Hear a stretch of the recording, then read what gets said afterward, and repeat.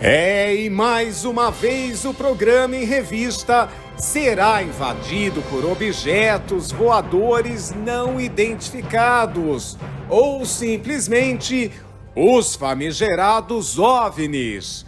São muitos os relatos de abduções vividas por humanos. Depoimentos de abduzidos indicam raptos, comunicação, perda de memória, chips implantados e até queimaduras após encontro com figuras extraterrestres. Hoje o famoso ufólogo Edson Boaventura trará informações sobre este assunto, tirando todas as suas dúvidas e o que poderá acontecer diante dessas novas informações. Conheceremos também Cris de Pascoal. Ela garante que foi abduzida e contará com exclusividade suas experiências. Será que a gente deve temer esses encontros? O que será que figuras extraterrestres querem nestes contatos? Por que não aparecem? Hoje descobriremos tudo isso e muito mais. Fique com a gente, participe deste debate, nos dê a sua opinião e comente com a gente. Curta, compartilhe este programa que já é um grande sucesso. E para comandar, lá vem ele, EV Sobral. Gente, que assunto intrigante, né? Foi um grande sucesso agora o programa que fizemos recentemente, né? E hoje vamos voltar ao assunto. E hoje falar mais intrinsecamente sobre abdução.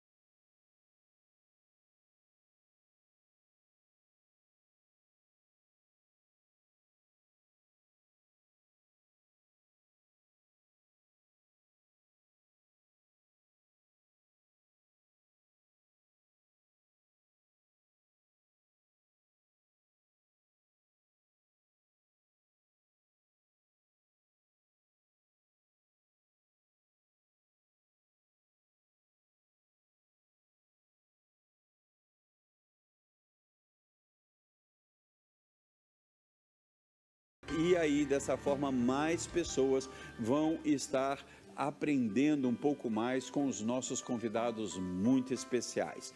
O Em Revista, ele é feito para você, passa domingo agora de manhã também, né? O programa que vocês estão vendo hoje também passa no domingo, aos domingos de manhã, porque ele, o Em Revista, está começando.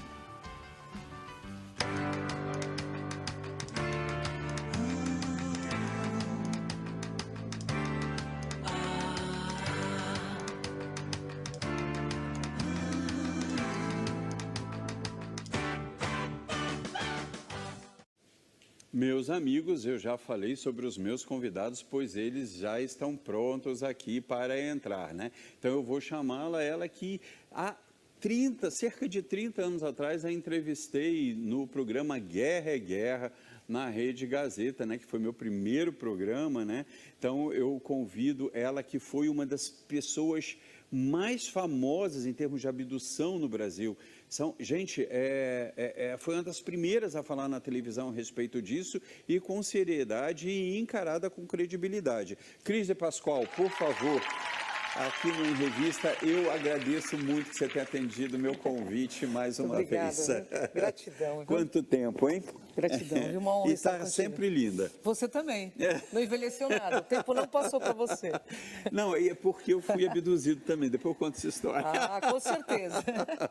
Olha, Cris, eu agradeço muito que você tenha vindo. A honra Eu tenho, é toda minha, tenho viu, muitas curiosidades para te perguntar. Sim, sim. Né? O Edson vai estar aqui ajudando também a essas perguntas, né? Porque você foi uma das primeiras a ficar famosa, a ficar conhecida, Verdade, né? verdade. Por causa disso.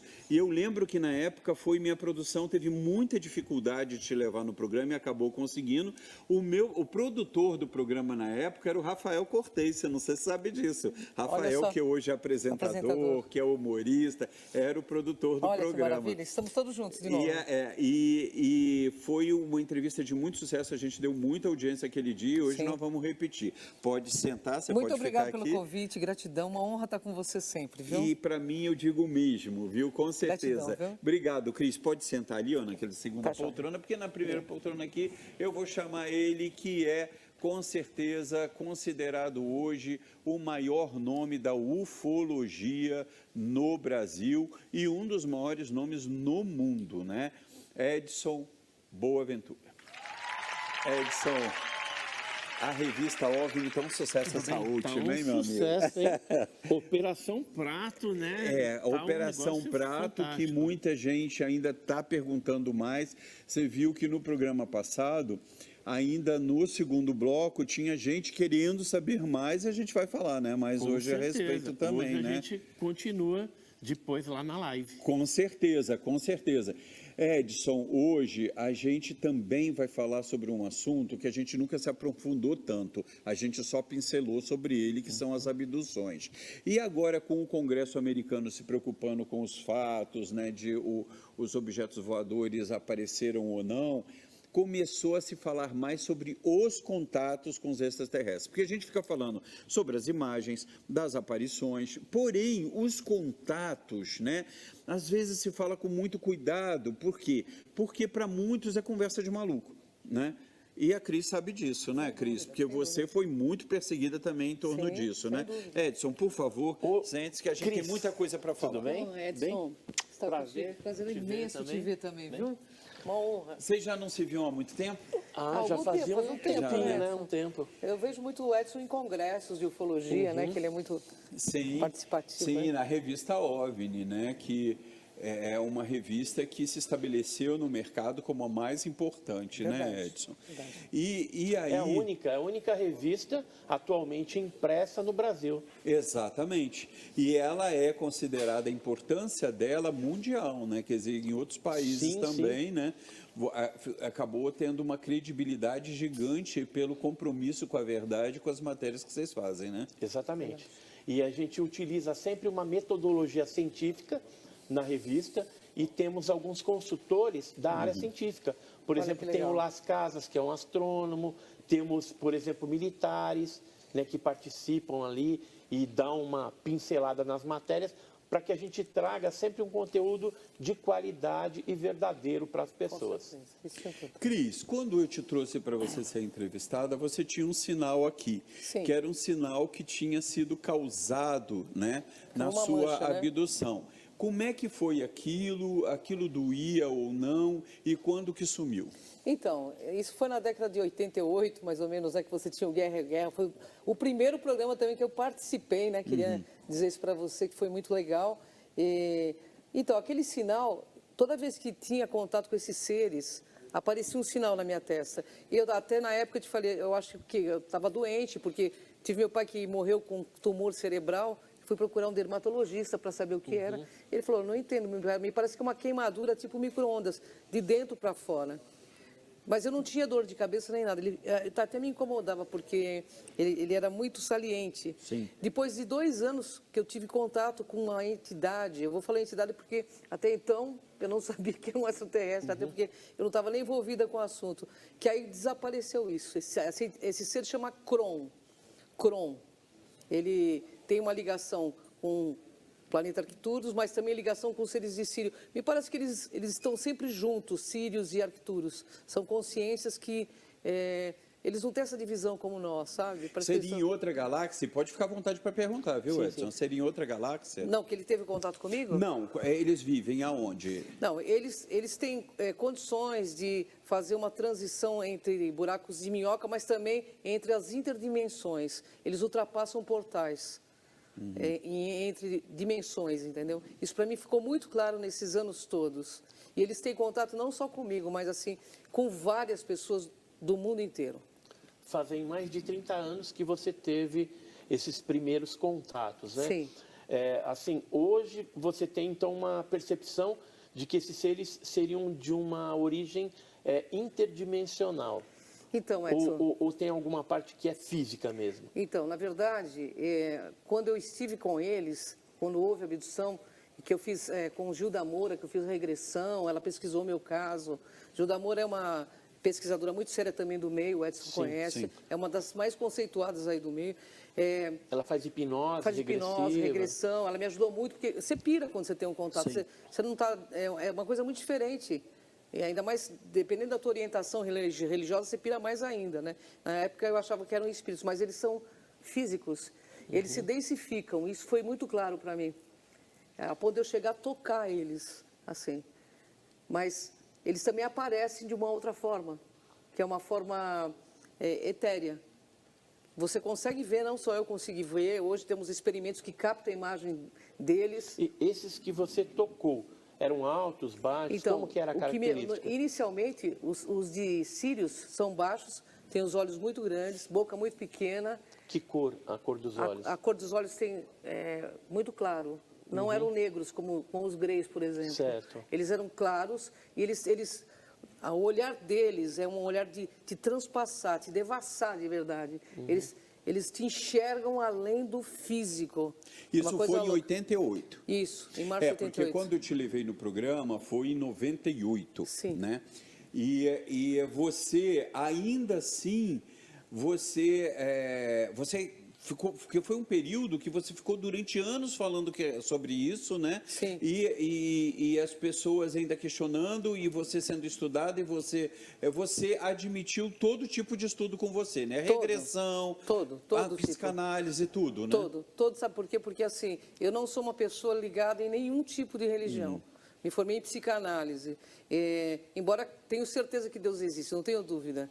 Eu estou mais no meio científico do que no meio... Então, se você perguntar, você acredita em Deus? Não, eu não acredito. Eu tenho certeza que Deus existe, porque a ciência me mostra dia a dia isso, que é impossível, tá? Tem tudo isso tão... Então, assim, é muito pirante um contato com esses seres, porque eles são diferentes. Você não entende como que eles conseguem aparecer, desaparecer. Você não sabe com o que você está lidando inicialmente. Tanto que eu fui em busca de saber o que era que estava acontecendo. Gilda Moura me acolheu muito na época, né? E na atualidade, você teve mais algum contato? Então, não, o contato nunca se interrompe. Não interrompe? Nunca interrompe. É mais raro, mas assim, às vezes eles me mandam um bloco de coisas na cabeça que eu não sei se sou eu, se sou eles, eu assino crise de Pascoal. Para não dar nome a nenhum ser e nem... Porque eles também não querem ser idolatrados, nem adorados, eles querem uma relação linear com a humanidade. Tanto esses baixinhos, quanto esses mais altos, que têm também a cabeça muito grande, são esguios, têm 4 dedos nas mãos, e o olhar deles é uma coisa que é impressionante, é uma coisa que gravou muito na minha cabeça. Agora, você chegou a ver nave, você viu o veículo deles, você chegou a ver por onde eles vinham, você chegou, ou fora isso, você chegou a ver alguma vez a nave espacial, então, um disco voador? O que aconteceu comigo, né? Na verdade, eu estava voltando de um trabalho, era mais ou menos 11h30 da noite, um amigo meu estava voltando comigo, nós dois vimos um objeto voador. E aí, na época era Raul Seixas que falava disso, a gente já falava, isso é tudo loucura, né? Então nós vimos um objeto, esse objeto parou muito próximo, assim como se fosse um helicóptero, dava para você ver que era um objeto discoidal, eram luzes vermelhos alaranjados assim, que ele ficava... E nós ficamos olhando... Falando, ficou rotando? Ficou. Girando em torno? Girando. E aí eu falei para o meu amigo, isso aqui é um disco voador, ele era evangélico, isso é coisa do demônio. Eu falei, não, é um disco voador mesmo. Tá aqui. O Edson sabe o que é isso, porque ele é evangélico. Você sabe como que é. Tem muitos evangélicos que ainda estigmatizam. Você enfrenta isso, né? Sim. Então, aí, mas nem tudo é coisa do demônio. Aí na verdade, até então eu não achava que tinha tido um contato. Eu só vi o disco, mas a coisa aconteceu depois que eu cheguei dentro do meu apartamento. Eu me sentia muito mal, com uma coisa nos olhos, uma inquietação. Só que aí eu tive um lapso temporal. O missing time. Sim, porque eu em frente ao prédio, era 11h30, a hora que eu entrei no meu apartamento, aconteceu uma coisa assim, eu olhei para o rádio relógio, eram 11h30, era 1h30 da manhã, eu falei, gente, acabou a luz, você não pensa que é uma abdução, acabou a luz no prédio, foi isso que eu pensei. E eu vim saber que eram ETs através de regressão com o Gil da Moura, entendeu? Então, foram 2 horas, 2 horas de abdução, mas provavelmente. Isso, Edson, isso continuou por muito tempo. Eu tinha sonhos, para mim eram sonhos reais. Eu os via dentro da minha casa, tinha muito medo. Tinha tanto medo, na época, que eu voltei para dormir, ia dormir na casa da minha mãe. E eu dormia agarrada com ela, de tanto medo que eu tinha. E geralmente aparecia onde? No teu quarto? Aparecia no quarto. No quarto. No quarto. Que é o que a gente chama de visita de dormitório. Que é muito comum no quarto. Atualmente essas visitas de dormitório. Mas se dá sempre quando as pessoas estão sozinhas, em outros relatos, Edson? Não. Às vezes as pessoas podem estar acompanhadas, pode estar dormindo na cama com outra pessoa. O marido e a mulher ali, aí o interesse deles, por exemplo, é só o marido, por exemplo. Eles apagam aí a pessoa. Apagam a mulher, ela fica totalmente desacordada, e aí eles pegam o marido, leva para dentro da nave. Olha que perigo, se o ET for gay, né? Quer dizer, ele vai se interessar só pelo cara, e aí você dançou, minha filha. Então, Edson, pode ser o contrário também, se interessa pela mulher, né? E no caso, eu nunca te perguntei isso, porque na época não se podia perguntar certas coisas, né? Você chegou a ter alguma intimidade com eles, ou beijar, ou algo mais íntimo? Nada, eles são muito frios, e assim, eu me via sempre deitada num tipo de uma mesa, e assim, eu tinha muito medo porque eles colocavam sondas, eu não sei o que era, mas assim, todos os exames que você possa imaginar, eu tinha um terror noturno, não queria chegar à noite. Todos os exames que você possa imaginar, desde exame ginecológico, nasal, tudo, eles faziam. Então eu tinha muito medo, eu passei por Será que você passou por um implante, por exemplo, que nem esse que está aí na tela? Olha, eu não sei te dizer. Porque você tinha sangramento no nariz? Tinha. Então, não só no nariz, hein? Eu tive sangramento, inclusive, no ouvido. No ouvido também. No ouvido. Tive no ouvido e ouvia a voz. Então, o que eu achava naquele momento? Como eu estudava muito, era uma pessoa muito voltada a estudo, eu achava que eu estava pirando. Eu achava que eu estava pirando, que eu tinha que parar o trabalho, e eu ouvia vozes na minha cabeça. E depois de muito tempo, né, a Gilda me falou, pergunta o que eles querem. E eu não conseguia nem falar, porque a primeira coisa é te travar, né? Você trava. O que vocês querem de mim? Aí eles me falaram, você combinou isso com a gente. Eu não tinha combinado nada, eu não lembrava de combinado nada. Isso você já combinou com a gente. E a comunicação era verbal? Não. Não? Eles falaram para mim, eu vi eles falando dentro da minha cabeça, linguagem universal é o pensamento. Por isso que eles não telepatia, têm, eles não têm barreira. Eu vi eles falando dentro da minha cabeça. Então, não uma tem. telepatia. Tipo de uma telepatia. Mas você ouve a voz, que é o mais comum, viu, Ivê? Olha, eu vou te falar uma coisa, Cris. Quando eu te entrevistei, né, e você tinha o sinal ainda, sim, né? Eu lembro. E realmente era protuberante, né? Porque muita gente parecia falava... uma queimadura, né? Não, gente, eu vi de perto e não era. Parecia uma queimadura mesmo, uma ferida mesmo, né? E quando você lavava, eu não me lembro mais se eu te perguntei isso. Você doía ou você sentia alguma coisa nele? Eu não sentia nada. A única coisa que eu sentia, assim, que alguma coisa estava acontecendo dentro da minha cabeça, que alguma coisa estava sendo expandida, mas eu não sabia o quê. Porque como eu ouvia muitas vozes, a primeira coisa que eu fiz foi procurar um psiquiatra, né? Ele falou assim para mim, mas eu posso te dar um remédio? Eu falei, me dá um remédio que eu quero experimentar. Eu tomei um remédio, ao contrário, o negócio parece que ficou... Ampliou. Aí eu falei, não, tem alguma coisa errada comigo. Aí uma amiga falou para mim, da doutora Gilda Moura, procura ela, você tem acontecido... Os seres que você está me descrevendo tem a ver... Porque minha família é voltada ao kardecismo e eu não frequentava nada, né?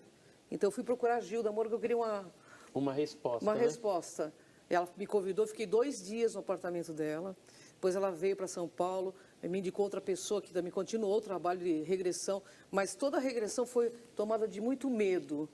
Eu gritava no meio da regressão, o que esses caras, o que eles querem de mim? Porque assim, é um terror, você está lidando com uma coisa que você não... Sabe qual que é o maior medo? É a perda do controle, você não tem controle. Naquela situação você não tem controle. Você está vendo uma coisa dentro do seu quarto que te coloca um negócio aqui como se fosse um feixe de luz, você não consegue. E um dia eu perguntei, por que eu? Porque podia ser meu vizinho, por que eu? Justamente eu. Aí ele falava mentalmente, você tinha combinado isso com a gente. E do último contato que eu tive, assim, que eles tiveram comigo, porque nunca é eles que fazem o contato, não sou eu que faço. Eles me abraçam e me chamam de família. É a única coisa que eles falam, família. Torcemos por você, família. Agora, eu não entendo muito o termo família nesse sentido, né? Mas eles não têm uma coisa de abraçar, de beijar. Não, isso eles não têm. Mas você ouve... Não expressa nenhum tipo de emoção. Nenhum tipo de emoção. A coisa mais legal que aconteceu comigo foi quando eu fui com o pessoal da ciência mesmo, fazer experimentos de transcomunicação, que tinha um cara muito soberbo, ele falava assim, esse cara vai falar com você? Eu falei, não sei. Se ele for meu amigo de verdade, ele vai aparecer. Porque lá é um laboratório, a transcomunicação é um laboratório. E, de repente, eles chutaram a bolha fora, e aí entrou o Kron falando, olá, eu sou o Kron, à vista de todos os cientistas. Então, aí eu fui convidada, há 24 anos atrás, a fazer parte do Instituto Internacional de Pesquisas em Transcomunicação, onde não se mistura a religião, é totalmente científico, tira-se a questão religiosa, vamos pesquisar isso. Da onde que está vindo isso? Da onde vem essas imagens? Sabe? Porque, assim, é muito surreal tudo que acontece lá, entendeu? Edson, no caso de abduções, né, desses casos, acontece das pessoas ficarem com depressão, das pessoas terem atitudes de terem que buscar tratamento. Eu conheço alguns casos que ouvi falar de pessoas que acabaram buscando álcool, ou se entregaram às drogas, ou ficaram completamente piradas. Quais os relatos que você tem disso? A maioria dos casos de abdução são experimentos assim traumáticos. A pessoa volta e se sente fora da casinha. Tanto é que existem no Brasil e também nos Estados Unidos, principalmente na década de 90, a gente via muito disso, grupos de contatados, né, e de abduzidos que se reuniam para contar as suas experiências, porque isso ajudava aqueles abduzidos a entenderem que não passaram por uma experiência sozinho, né? Aí fala, aconteceu isso com você e era igual aquele outro, tal. Então, esses grupos acabavam ajudando a pessoa a se socializar novamente. Eu fiz parte desses grupos. A Gilda Moura fazia aqui no Brasil. Eu faço até hoje com o Gilda Moura. O Bud Hopkins, falecido, Bud Hopkins. Contatados, é o grupo de contatados que a Gilda vinha para São Paulo. Eu fiz parte muito tempo, até o momento que ela estava junto, né? Então, cada um dá o seu depoimento, um ajuda o outro. Porque... Quando o sinal desapareceu tem gente que se matou. Se matou? Tem gente que não aguenta, cometeu suicídio porque não entendia aquela experiência. Quando que o sinal desapareceu? Foi 2 anos depois do contato, quando eu vi esse ser na minha frente, eu estava acordada, porque até então eu achava que eu estava ficando louca, né? Um dia, 1h30 da tarde, apareceu uma luz vermelho alaranjada no teto da casa da minha mãe. Eu não estava mais assim desequilibrada como eu estava, né? Porque eu tive síndrome do pânico, eu tinha medo. Eu tinha muito medo. A sensação era de terror, sabe? E apareceu uma luz vermelha alaranjada e, de repente, aquela luz começou a sair assim, tipo de uns anéisinhos. E aí eu vi um ser. E eu levantei da poltrona. Eu fiquei tão passada quando eu vi aquele ser na minha frente. E eu podia fazer qualquer pergunta, mas a única pergunta que me vinha na cabeça, você é um extraterrestre? Você é um ET? Porque eu sabia que não era um espírito, ele era muito diferente a configuração de um ser humano. Você é um ET? E ele respondeu aqui dentro da minha cabeça, somos todos extraterrestres. Ponto. Só isso. Só isso. Só que essa saída da poltrona, coisa de segundos que daria. Eu perdi o compromisso que eu tinha, que era 2 horas atrás, foi 1h da tarde. Então, aconteceu mais um lapso temporal que eu não sei para onde que eu fui, entendeu? Mas assim, esses contatos eu tenho uma continuam. pergunta Sim. que é interessante, que assim, às vezes a gente percebe em outros casos de abdução. Após essa experiência, você passou a desenvolver alguma aptidão assim para artes, pintura, escultura, ou uma aptidão com planta, alguma coisa assim mais voltada para a ecologia? Na verdade, a minha ligação sempre foi muito com o animal. Eu costumo dizer Animais. Animais. Que há palavras nos olhares dos animais. Tanto que eu sempre trabalhei com proteção animal, né? Mas nessa época começou, porque é uma abertura, você começa a se... A coisa que aconteceu comigo de fato, e até hoje é assim, eu me sinto conectada a tudo. É como se eu entendi o que é o princípio de unidade. É uma unidade, humanidade. Eu entendi, sabe? É uma coisa que me desvendou, sabe? É como se tivesse...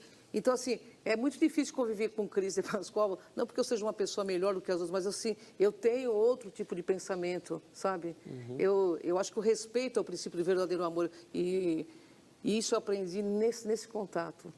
Embora eu me sentisse bastante desrespeitada, depois parece que alguma coisa me fez entender o processo. Eu não sei o que exatamente, mas eu fiz muita terapia, fiz curso de psicanálise para entender meu processo pessoal, mas a abertura consciencial que eles me deram é gigante.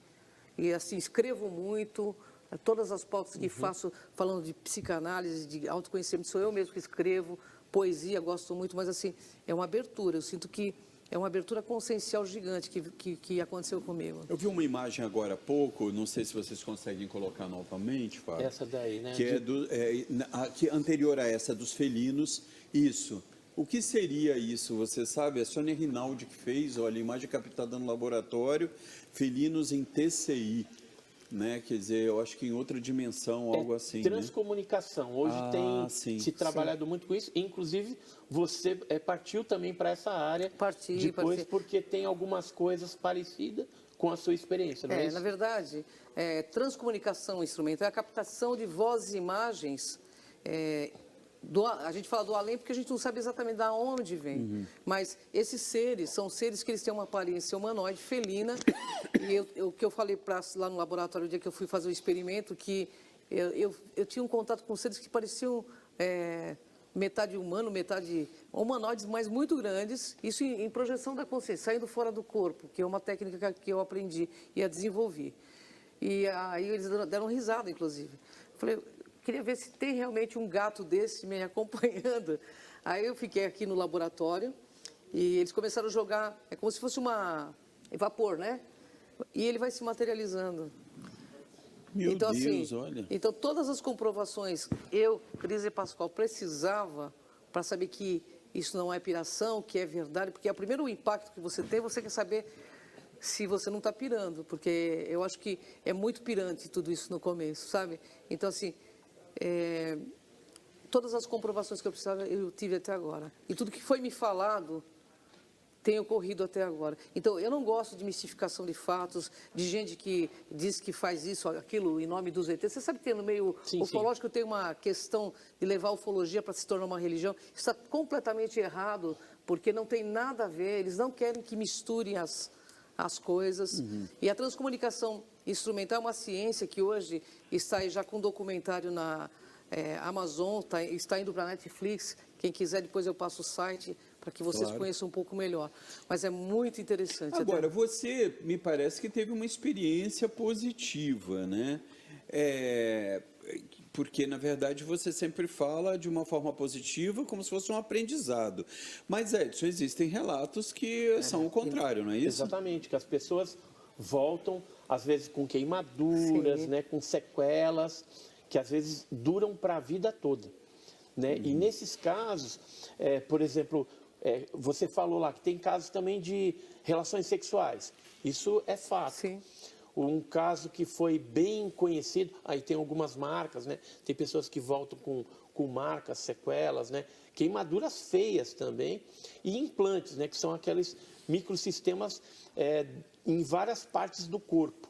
Para que serve isso? A gente apenas especula, né? Porque alguns já foram retirados e o máximo que a gente consegue saber é a composição química. Geralmente são elementos bem puros, né? Magnésio em alta concentração de pureza, alumínio e outros elementos. Mas o que acontece? Na questão da relação sexual é algo traumático. Teve 2 pesquisadores do interior de São Paulo, a Sônia Maria Trigo e o Álvaro Fernandes, eles escreveram um livrinho chamado Contatos Sexuais com Ufonautas. Ali tem uns 14 casos brasileiros envolvendo homens e mulheres que tiveram esse tipo de relação. Inclusive, esse caso, que é o caso do Antônio Vilas Boas, Desse aqui, né? né? Esse aqui, do Antônio que Vilas está aí. Boas, O clássico, Antônio né? Vilas Boas, ele em 57 estava em São Francisco de Sales, Minas Gerais, arando a terra à noite, né? Porque era mais fresco e eles precisavam preparar o terreno para fazer o plantio. Quando na noite anterior já tinha visto algumas luzes ali próximo do campo, ele e o irmão. Só que no dia que ele teve o contato sexual mesmo, ele estava sozinho. E aí a nave veio, pousou no campo, ele pulou do trator, tentou correr, a areia estava fofa, e aí ele não foi muito longe, seres baixinhos com escafandro, uma roupa parecendo de mergulhador, agarraram ele e levaram para dentro da nave. Dentro da nave, tiraram a roupa dele, colocaram um gás, alguma coisa saindo dentro do ambiente que ele estava, que era um ambiente meio redondo, do disco, né? E lá, depois de um tempo, ele disse que inclusive chegou a ter náuseas, né? E vomitou num canto da sala desse local. E aí entrou, de repente, uma mulher nua. E aí ele viu, pela intenção dela, o que ela queria. E aí eles copularam. Então ela tinha uma forma humana. Tinha, mas segundo ele, né, tem gente que faz uns desenhinhos tal, faz meia bonitinha, mas ele disse que era feia. Que era um negócio. Era um negócio assim. Para piorar a situação. Era feia, segundo ele, né? E aí houve essa relação. Depois que terminou a relação, ela apontou para a barriga e apontou para cima, como fazendo uma mímica, dizendo ao produto vai nascer lá em cima. E depois ele foi abduzido novamente, foi mostrado talvez um híbrido, né? E quando ele voltou, essa foto aí, por exemplo, o Antônio Vilas Boas está passando por exames clínicos, porque ele ficou com manchas no corpo. Ele já faleceu? Esse já faleceu. Foi tirado o sangue do queixo, foi colocado uma espécie de borracha no queixo e tirado também sangue. E após ele se despedir ali da suposta tripulante que teria copulado com ele, aí deram novamente a roupa, ele vestiu a roupa e aí encaminharam ele para fora do disco. E aí o disco decolou e ele, pernas para que te quero, né? Entendi. Então, esse foi o primeiro caso de relação sexual no Brasil, mas tem vários outros no aí. mundo inteiro, né? Na Itália também tem. Na Itália, em Estados Unidos, Japão. Agora, Cris, e eles já te falaram, ou em algum momento falaram sobre ter outros que são ruins, que não são bons, que você deveria ter cuidado? Não, ele disse que para eles não existe o mal e o bom, eles dizem que tudo é uma questão de consciência, que é uma questão de ser inconsciente ou consciência. Você é consciente ou inconsciente. Ele não é ruim, ele só não aprendeu ainda o que é melhor é ser bom, é mais inteligente. Eles falam que é mais inteligente ser bom. Entendeu? Perguntei para ele uma vez sobre Deus. Eles falaram em transcomunicação. Deus é tudo. Então, eu não sei como, mas assim, essa palavra que eles colocaram, uma unidade, humanidade, eu entendi exatamente o sentido da palavra. Nós somos todos um, só que a gente criou tanta separatividade, e essa segregação é que nos torna fracos, entendeu? Mesmo dentro da nossa humanidade, se você for pensar. Dividimos nossa raça em religião, em questão de raça mesmo, de cor, de pele. Então, isso nos torna fracos enquanto humanidades. Na verdade, tudo que foi me colocado até hoje é que o planeta Terra é o paraíso, que nós temos que aprender a fazer daqui o paraíso. Que nós Nós ainda não aprendemos porque nós somos dominados aí com pensamentos totalmente invertidos, entendeu? Ele diz também uma coisa interessante que eu vou falar para você, que Deus não é religião, Deus é relação, que através das suas inter-relações, eu perguntei isso claramente, quem é Deus? Deus não é religião, Deus é relação. Que a intimidade com Deus equivale, né? Por meio das suas inter-relações, de como você trata o seu semelhante, a tudo que tem vida, porque tudo que tem vida é sagrado, você vai dizer se você está ligado ou não a essa força que chamamos Deus, entendeu? É muito claro isso para eles. Muito interessante essa parte. E assim, tem o caso, não sei, já ouviu falar no caso Antônio Nelson Tasca.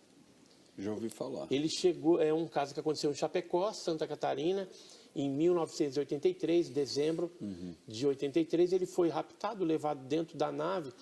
Só que esse aqui, ó, é o Antônio Nelson Tasca, ele chegou até a escrever Um Homem Marcado por ETs, que ele conta a experiência dele. Só que ali ele omite alguns detalhes da experiência. Eu estive com ele em Curitiba, junto com o falecido Claudir Covo. Mas por que ele omite? Ele omitiu porque ele tinha vergonha da família. Ele chegou a ter relação com uma tripulante que chamava Cabalá. E ela se apresentou como sendo do mundo de Agali e deixou uma mensagem para ele, né, essa moça, né, que teve a relação também com ele. E essa mensagem era uma mensagem muito grande. Aqui tem um desenho dessa suposta Cabalá. Lembra até a Nani, né? Lembra. Lembra a Nani aí, ó. Eu estava com a Nani Venâncio agora ali no outro. Lembra bastante. E aí lembra bastante, né? Mas aí, tá vendo na mão dela tem uma espécie de tiara? Sim. Ela pegou essa tiara, né? Disse que ia passar uma mensagem para ele. Aí ele falou, mas como que eu vou lembrar a mensagem, né? Ela falou, não, coloca isso aqui na cabeça. Aí colocou a tiara na cabeça e ela foi repetindo aquela mensagem longa, onde orientava, inclusive, a população da Terra a parar com as experiências nucleares. Sim. E naquela época, década de 80, né, 83, esse negócio estava fervilhando, né? Sim. Tanto é que casos posteriores de abdução, a gente não vê mais esse tipo de orientação em relação à parte nuclear. E quando ele voltou com essas queimaduras nas costas, em formas de Vs sobrepostos, né? Era uma queimadura de um grau assim bem alto. Nossa, e ele não sentia dor. Ele também procurou o médico, tudo, com a pinça, ele mexendo, ele está sentindo alguma coisa? Não. E até ele falecer, ele ainda tinha essa marca que ficou estampada nas costas. Vários abduzidos geralmente voltam com algum tipo de marca ou queimadura. Você não tem nenhuma marca física não, mais, agora né? Não. Mas, assim, uma coisa interessante que é revelador para mim, depois de tantos anos, eu sinto que é assim, que cada vez mais vai ampliando a coisa. Tanto no sentido de sentir, e que foi me colocado claramente, sinta, porque o sentir é a força da razão que vai te levar à compreensão. Então, assim, quem tem uma paranormalidade, não vou falar paranormal no sentido mais amplo, não o espiritualista só, né? Mas no sentido amplo, porque ele é evangélico, mas eu sei que você tem esse dom de sentir. Sente, não sente quando a coisa é correta, quando não é? Não tem esse dom? Tanto é que eu já tive fazendo vigília em alguns lugares, e sempre quando eu vou lá e começa a aparecer esses objetos e tal, a gente sempre fala assim, ó, se for coisa do capeta e coisa ruim, nem vem perto, né? E às vezes o negócio vai embora mesmo. E quando é mais do bem, eu falei, pode chegar, né? E a gente já teve até interações com esses objetos, trocando sinal de lanterna, dando assim comando de voz, fala assim, ó, anda para a direita, aí o negócio anda para a direita. Aqui no Pico do Jaraguá tá anda para a esquerda, faz um círculo. Eles então, fazem. Eles entendem lá dentro da nave que a gente está se comunicando. Eles conseguem ler o nosso pensamento de alguma forma. Está tendo, desculpa, mas aqui no Pico do Jaraguá, eu conheço uma pessoa que é evangélica, ela tem contato com seres com uma aparência felina, né? E ela ficou muito com medo, nós conversamos. Ela está aqui no Pico do Jaraguá e filmou vários objetos por ali. E você vê que é um negócio redondo, sabe assim? Então, assim, depois tenta investigar. Esse ser felino, que a gente chama de tipologia antropomorfa, porque é corpo de gente e cara de animal. De animal, é. Então, esses felinos, quando eu tive a minha primeira conhecimento de um caso desse, eu não acreditei. Que foi um caso que aconteceu no Guarujá, em 1946, com o Antônio, e ele viu o objeto pousado, o disco voador, com 2 seres desse altos, eles eram altos, grandes, 2,10 m mais ou menos, que ele estimou, e eles vestiam uma roupa meia azulada, esverdeada, brilhante, e tinha aquela cara de gato. Tinha uns bastões assim na mão, com uma luz meia vermelha na ponta, e aí ele fez um desenho, isso em 46, e me deu. Eu peguei o depoimento dele e guardei. Só que passaram-se os anos, o depoimento dele eu coletei em 1987.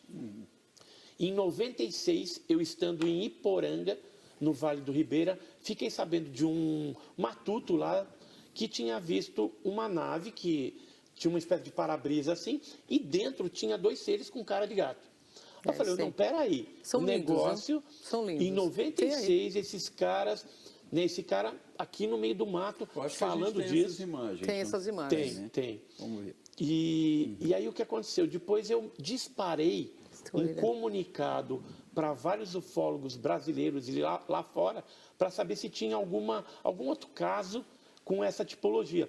Aí eu recebi caso de Itajubá, Minas Gerais, que ocorreu em 67, caso da Argentina, que aconteceu em Santa Isabel, em 72, 2 casos com essa mesma tipologia nos Estados Unidos em 1990. Lindos. Aí eu tive a plena convicção de que, embora seja uma tipologia que não aparece com tanta incidência, né? E frequência, mas que ela existe no meio ufológico. Não são essas que estão aparecendo, não, tem, né? Uma outra imagem. Tem outra, né? Tem mais. Eu mandei, acho que uns... Não, é outra. Esses são os iaiés, eles falam que são os iaiés. São os baixinhos. Aqui, ó os olhos. Olha. Eles lembra são muito lindos. Lembra muito tem a orelha o filme... pontiaguda. Como é mesmo o nome, meu Deus? Falhou agora, que Avatar. teve 2... Isso. Avatar. E você sabe que os Thundercats, eu fui pesquisar a lenda dos Thundercats, tem a ver com uma civilização que vem de fora e que relata sobre esses seres. Tem o Lion, tem a Chitara, lembra da nossa época, né? Sim. E também esses seres aparecem em transcomunicação, tá? Eles se materializam no vapor. Mas os olhos, os olhos são perfeitos, são vívidos, sabe? E a orelha bem pontiaguda, eles são muito bonitos, mas muito altos. E tem um detalhe, no Egito existe a mitologia egípcia, em que você tem esses deuses antropomorfos. Por exemplo, a Bastet, que ela é uma deusa com cara de gato, e tem a Sekhmet, que tem cara de leão. Tanto que o gato é sagrado lá. Sim.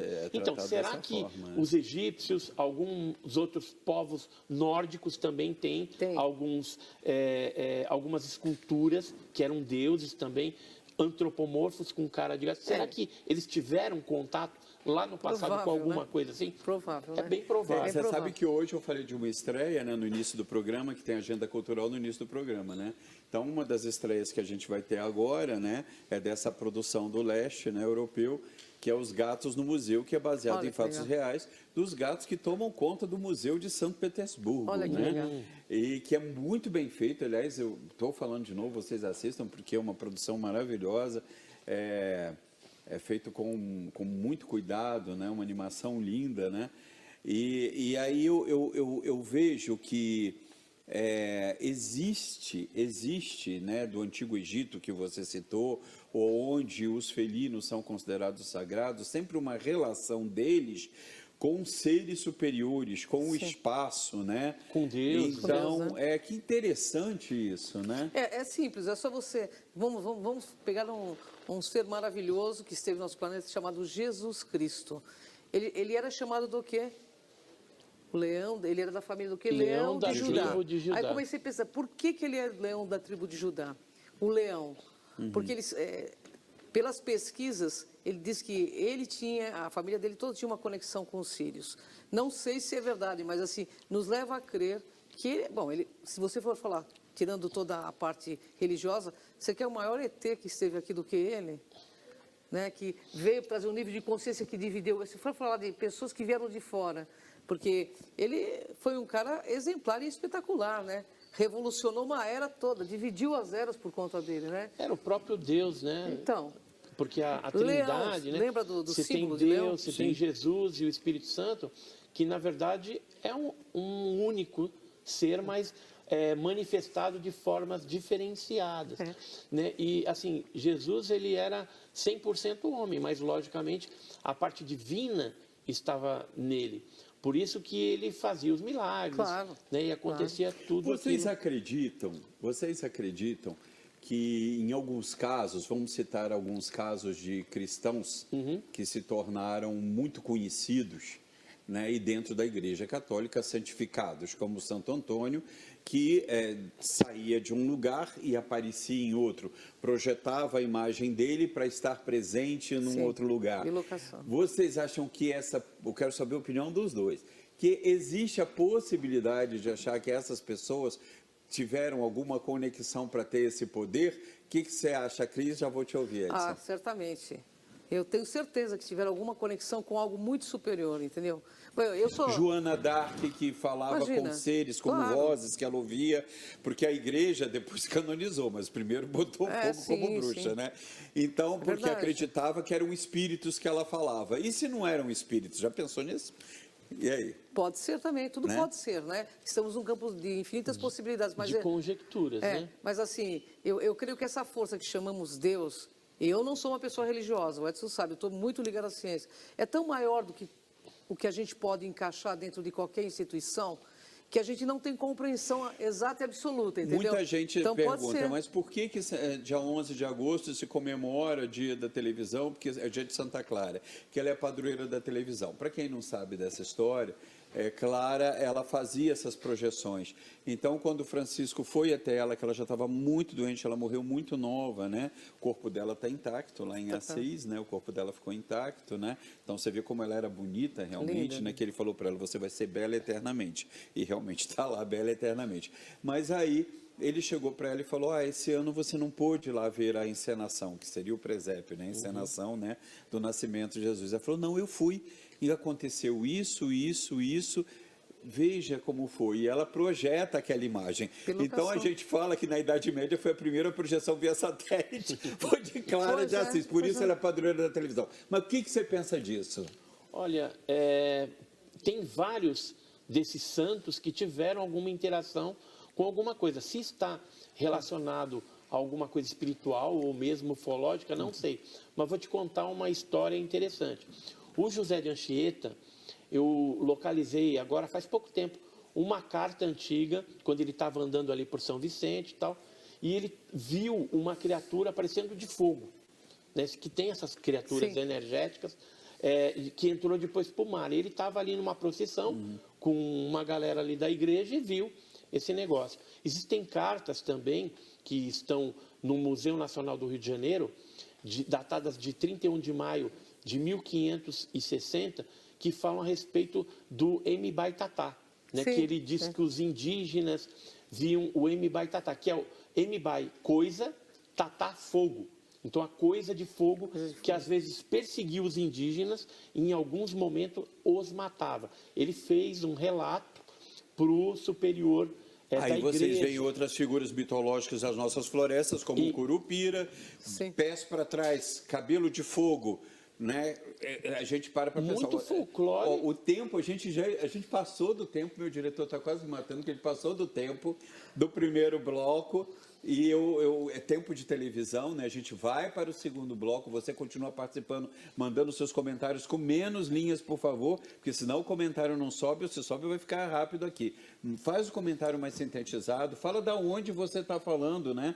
Então eu quero cumprimentar aqui o Álvaro, que já botou o comentário antes mesmo do programa estar no ar, lá de Portugal com a sua família, né? Álvaro Barbosa, também da França, a família Parisot, a família Alexandrine, lá de Angers, próximo de Paris. A gente tem também aí da Califórnia, Roberto Acorde, que também está toda semana aqui participando do programa. A gente tem aqui de Salvador, Bahia, os Oliveira Andrade, de Minas Gerais, Bernadette e sua família, todos que acompanham esse programa, compartilhem esse programa, que mais pessoas vejam nas suas redes sociais. Compartilhe o programa, dê o seu like, se inscreva no canal, participa aqui com a gente, curte aí o programa para que a gente possa ter mais gente assistindo. E eu vou deixar uma pergunta no ar. A pergunta que eu vou deixar no ar para o segundo bloco é a seguinte: meus amigos, afinal de contas, os anjos seriam seres interplanetários que vinham visitar a Terra? Você acha, Edson, você como cristão, que a Virgem Maria ela foi visitada, foi por um anjo ou um ser de outra dimensão? Não, agora não, Cris.